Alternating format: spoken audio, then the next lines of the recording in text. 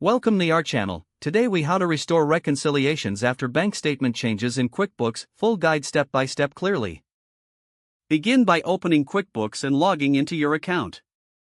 Navigate to the banking menu on the left side of the dashboard. Select the Reconcile option from the drop-down menu. Locate the account you need to reconcile and click on it. Check the date of the last reconciliation to understand the starting point.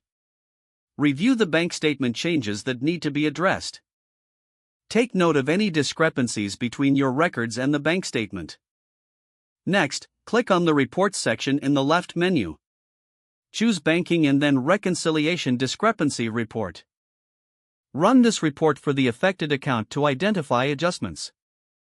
Make a list of the transactions that require updates. Return to the reconciliation screen and click on the Locate Discrepancies option. For any transactions that are incorrect, click to edit them accordingly. Ensure that the amounts match those on the bank statement. If there are transactions missing from QuickBooks, click Add Transaction. Input the date and amounts as they appear on the bank statement. After verifying all transactions, proceed to undo the last reconciliation if necessary. To do this, go back to the banking menu and select Reconcile. Choose the account and find the option to undo last reconciliation. Follow the prompts to successfully undo the reconciliation. Once done, re-enter the correct transactions for accurate records. Begin the reconciliation process again from the banking section. Update the ending balance to reflect the latest bank statement. Carefully review each transaction during this reconciliation process. Make sure to check off all matched transactions.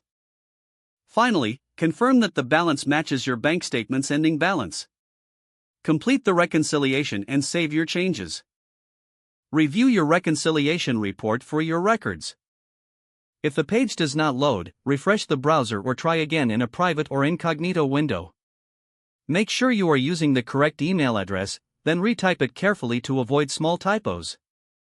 If your password is not accepted, use the reset option and create a new strong password you can remember.